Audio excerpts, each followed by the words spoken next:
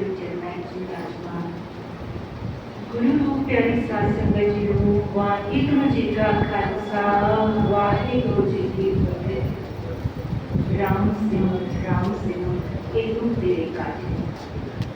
गुरबाणी का पावन फरमान है, उस परमात्मा की बंदगी कर लो, यही साथ जाना है। असल जीवन का मनोरथ यही है।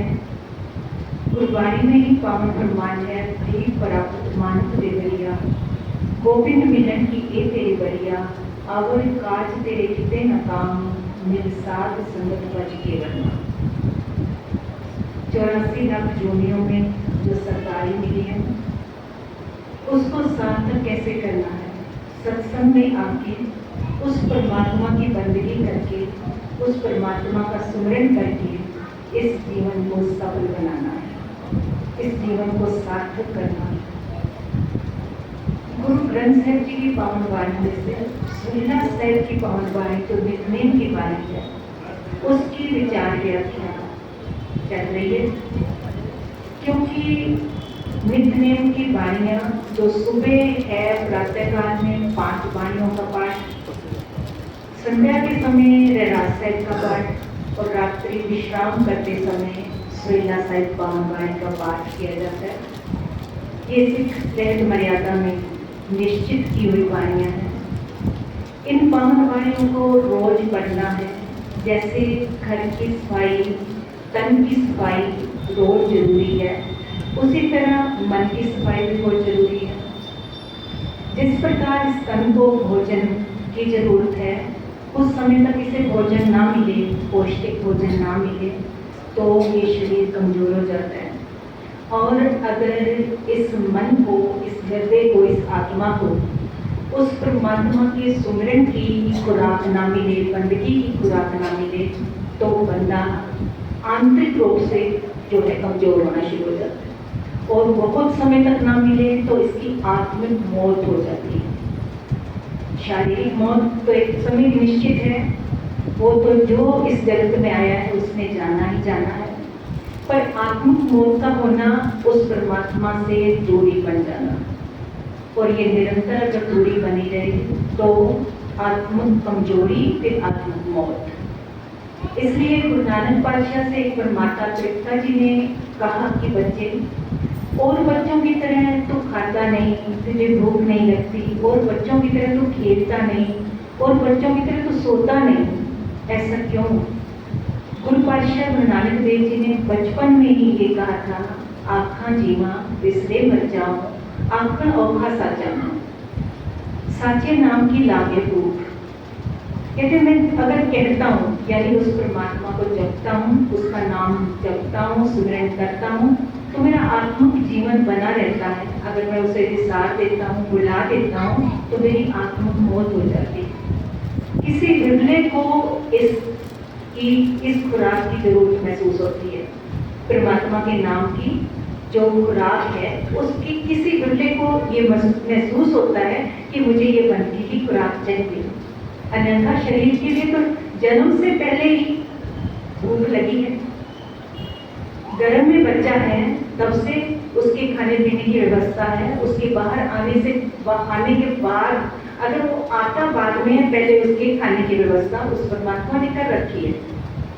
पर अंदर की जो खुराक है वो किसी बिरले को चाहिए, और जिसे चाहिए उसी का जीवन सफल है, उसी का जीवन सफल है। क्योंकि 84 लाख जोनियों में जो सरदारी मिली है, उसे अगर केवल हम बाहर के माया के संग्रह में, धन दौलत के संग्रह में, या फिर इधर उधर के उसमें समय बर्बाद करके चले जाएंगे, तो कहते हैं इस तन को भी पछतावा लगेगा। पर फिर अब पछताए हो क्या जब चिड़िया चुके थे। भाग्यशाली होते हैं वो जिन्हें उस परमात्मा की बंदगी की भूख लगती है, उस भोजन को वो ग्रहण करते हैं। और ये भोजन गुरु ग्रंथ साहिब जी की पावन वाणी में अगर हम विचार करें, तो इसके लिए गुरु पंचम पातशाह ने जो ये संपादना का महान कार्य किया है, उसमें लास्ट में मुंदावनी शीर्षक में गुरु पातशाह ने फरमाया है, थाल विच 3 वस्तु पायो, सत संतोख विचारो, अमृत नाम ठाकुर का पायो, जिसका सब आधारो, जेको खावे जेको मुंजे तिसका होए उधारो, ए वस्त तजी न जाए नित नित रत उधारो, तम संसार चरण लग तरिए जन्नाथ ब्रह्म बसारो।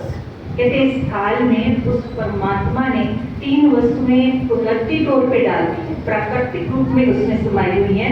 वो है सत्य, संतोष और विचार। सत्य यानी उस परमात्मा का नाम ही सच है और उसको जपना, और जीवन में सत्य आचरण करना, सच्चा आचरण इस तरह का जीवन में बना लेना। और फिर संतोष जो उस परमात्मा ने दिया है उसके लिए ये सोचना कि मेरी योग्यता ये नहीं थी, जो तूने दिया है उसमें संतोषी वृत्ति से रहना और उस परमात्मा का शुक्रिया अदा करना, हर हाल में शुक्र अदा करना उस परमात्मा का, जो मालिक ने दिया है उस मालिक का शुक्राना करना। जो शुक्र करते हैं, थैंक्स करते हैं, धन्यवाद करते हैं उस परमात्मा का, उनका जीवन हमेशा खुशियों से भरपूर रहता है, आनंद से भरपूर रहता है। और जो शिकायतें करते रहते हैं, चाहे वो परिवार में हो, चाहे वो संसार में हो, समाज में हो, भगवान से हो, तो वो हमेशा दुखी रहते हैं। इसलिए जितना शुक्र अदा करेगा बंदा, थैंक्स करेगा, तो समझ लो किस्तें सही मुड़ रही हैं अपने पास बंदे के लिए। अपने पास अपना कुछ भी नहीं है, ये सब कुछ उस मालिक का बख्शा हुआ है।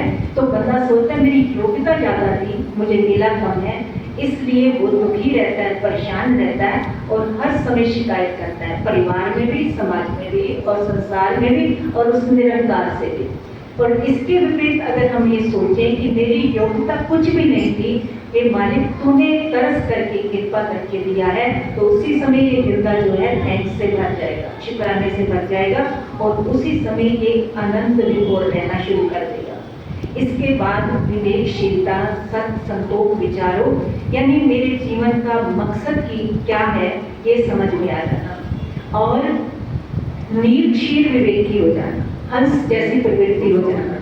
हंस में आप जानते हो एक गुण है, वो परमात्मा ने उसी को दिया है, वो दूध और पानी को इलाका कर सकता है, अलग अलग कर सकता है, क्योंकि उसमें ये समर्थता है, ये सामर्थ्य उस मालिक ने दिया है। उसकी चोंच में एक ऐसा रसायन पदार्थ लगा हुआ है, उसके आगे दूध और पानी, औसतन कितना भी हो उसमें पानी, वो अगर उसके आगे रख दिया जाए तो उसको जो जैसे वो चोंच उसमें टच करता है तो दूध की जो है ना इतने इतने पीसेस बन जाते हैं, वो उन पीसेस को खा लेता है और पानी छोड़ देता है।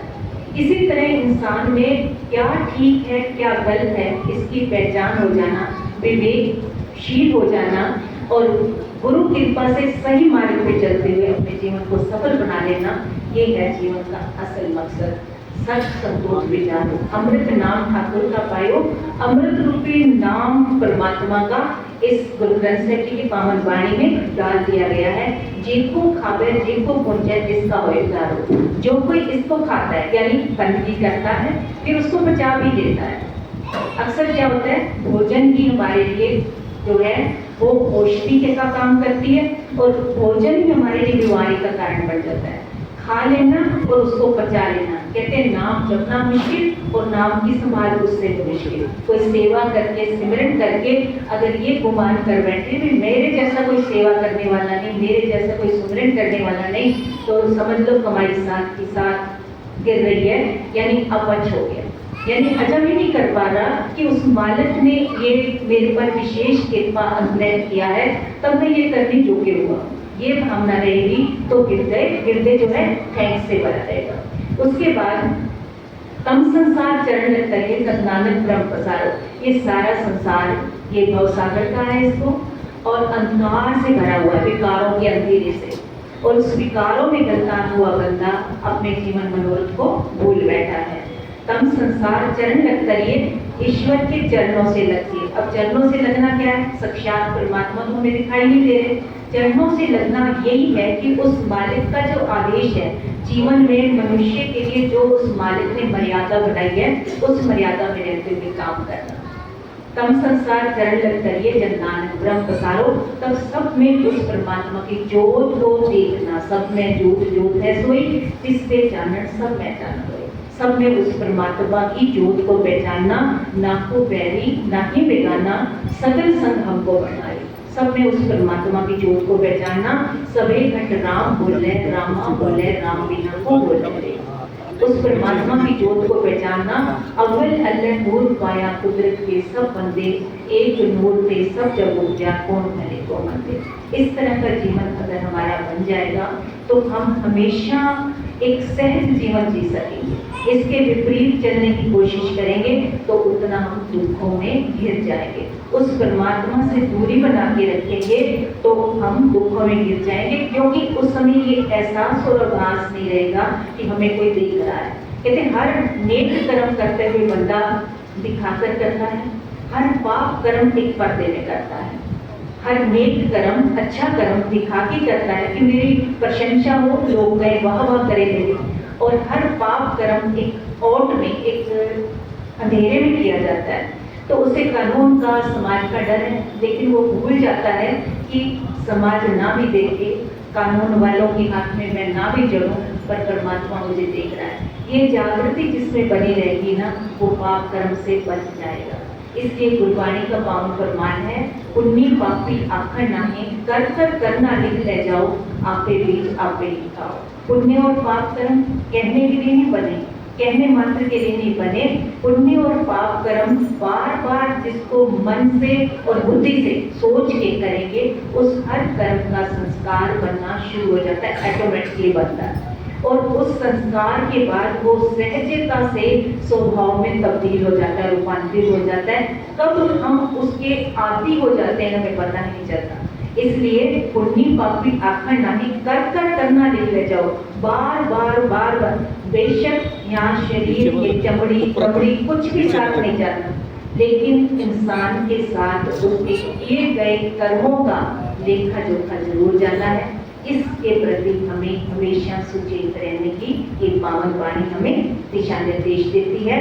गुरु पातशाह गुरबाणी के अंदर ही पावन फरमान करते हैं, राग आसा महला पहला, 6 घर 6 गुर 6 उपदेश, गुर गुर एको वेश अनेक। सब राग आसा में उच्चारण किया गया। पहले पातशाह श्री गुरु नानक देव जी का ये पावन शब्द है। इसमें गुरु पातशाह ने फरमाया है कि 6 शास्त्र धर्म हो चुके हैं, 6 ही उन शास्त्रों को रचने वाले हैं और 6 ही उनके पावन उपदेश सिद्धांत हैं। लेकिन उन सबका मूल स्रोत जो है वो पारब्रह्म परमेश्वर है। उस परमात्मा को जिस भी नाम से जानो, लेकिन वो एक है। बाकी उसके जो भेजे हुए, जिसकी उस मालिक ने जो ड्यूटी लगाई है, वो इस जगत में आए समय अनुसार, लेकिन परमात्मा एक है। इसका जो मुकम्मल रूप से सिद्धांत है वो गुरु नानक पातशाह ने मूल मंत्र में दर्ज कर दिया है। एक ओंकार, वो परमात्मा एक है। सत नाम, उसका नाम सजीवी सच है। कर्ता पुरुष, वो सृजनहार है, क्रिएटर है, सबको बनाने वाला है। सत नाम, कर्ता पुरुष सब में समाया हुआ है। निर्भय निर्भय स्वरूप है।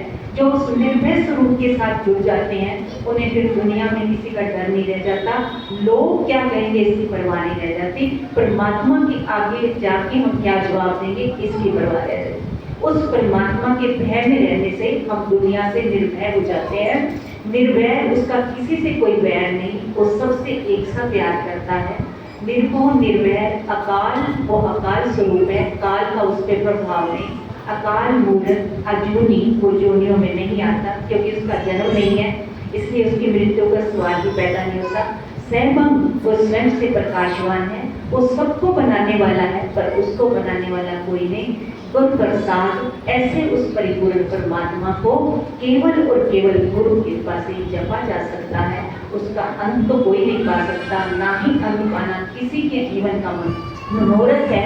केवल उस परमात्मा का नाम जब जब के सुमिरन कर करके उस परमात्मा में ही लीन हो जाना है। यही जीवन का मुख्य उद्देश्य है और उसको सार्थक करने के लिए ही पावन वाणी हमें हमारा मार्गदर्शन करती है। वही प्राप्त मानसिया गोविंद मिले की ये तेरी बरिया, अवर काज तेरे किते न काम, मेरे साथ संगत काज केवल नाम। केवल उस परमात्मा का पार परमेश्वर का नाम जपना है और इस मानव जीवन को सार्थक बनाना है।